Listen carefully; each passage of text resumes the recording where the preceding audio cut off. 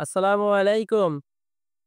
আমরা সারাদিন বিভিন্ন ধরনের কাজকর্ম করার সময় প্রায়ই একটা সমস্যার সম্মুখীন হই।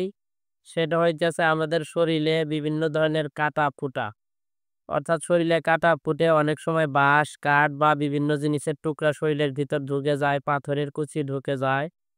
এই সমস্যাগুলোর উত্তরণের জন্য হোমিওপ্যাথিতে খুব সুন্দর চিকিৎসা আছে। আজকে আমি সেই বিষয়ে আপনাদের সাথে আলোচনা করব। তো প্রথমেই আমি এই সম্বন্ধে একটা গুরুত্ব বিষয় নিয়ে আলোচনা করব। সেটা হইতেছে আমরা অনেক সময় খাবার খাওয়ার সময় আমাদের গলায় মাছের কাঁটা ফুটে যায়।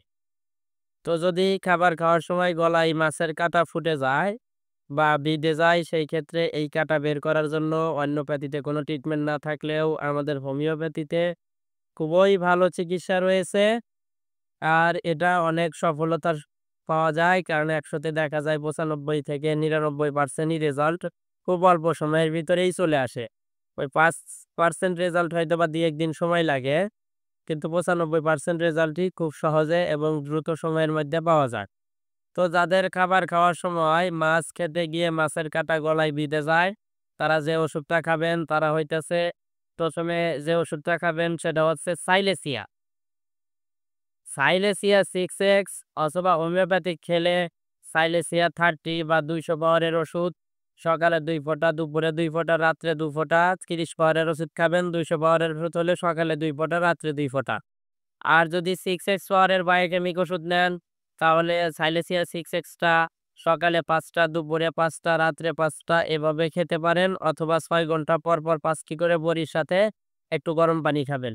এভাবে কয়েকবার খাওয়ার পর ইনশাল্লাহ আপনাদের গলা থেকে মাছের কাঁটাটা বের হয়ে যাবে। আর এই কাঁটা বিঁধে থাকবে না। তারপরে যেটা বলব সেটা হইতেছে অনেকের দেখা যায় কাঁটা বিঁধে ২-৩ দিন হয়ে গেছে বুঝতে পারেন নাই। ৩ দিন পরের থেকে এই কাঁটার ওইখানে ব্যথা হচ্ছে। অনেক বেশি ব্যথা। ব্যথার কারণে আপনি স্পর্শকাতর হয়ে যান। কাউকে নিজের গলায় হাত দিতে দেন না, দেখতে দেন না। এই ক্ষেত্রে আপনারা হেপার সালফার 6 ৫ ফোঁটা করে ওষুধ দৈনিক ৩ বেলা খাবেন। সকালে, দুপুরে, রাত্রে অবশ্যই খাওয়ার আগে খাবেন।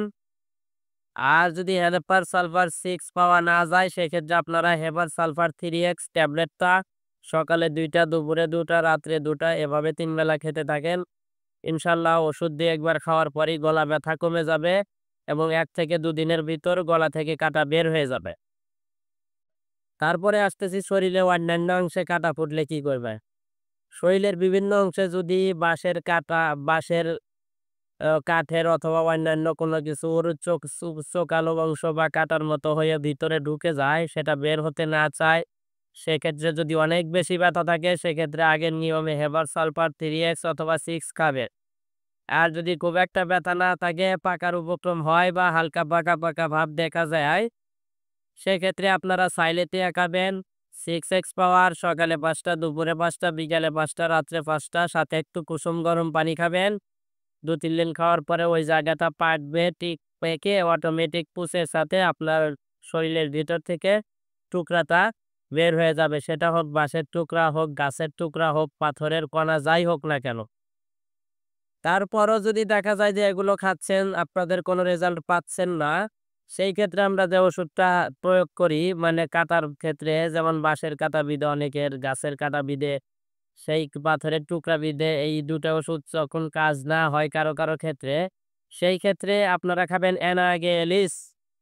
অ্যানাগেলিস ২০০ পাওয়ারের ওষুধ সকালে ২ ফোঁটা, রাত্রে ২ ফোঁটা এভাবে ২-৩ দিন খেলে ইনশাল্লাহ ওই কাঁটাটা বের হয়ে যাবে। এই কাঁটা নিয়ে আপনাদেরকে আর অসুবিধায় ভুগতে হবে না।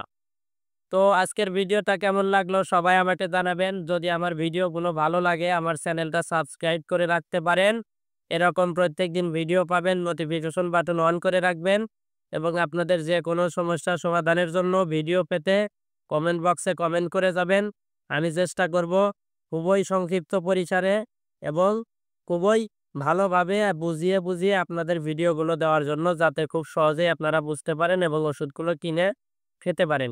তো আজকে এ পর্যন্তই শেষ করতেছি বন্ধুরা। আপনাদের দোয়া ও শুভকামনা নিয়ে আমি এগোচ্ছি। আশা করি আপনারা আমাকে এভাবে সাপোর্ট করে যাবেন। আসসালামু আলাইকুম ওয়া রাহমাতুল্লাহ।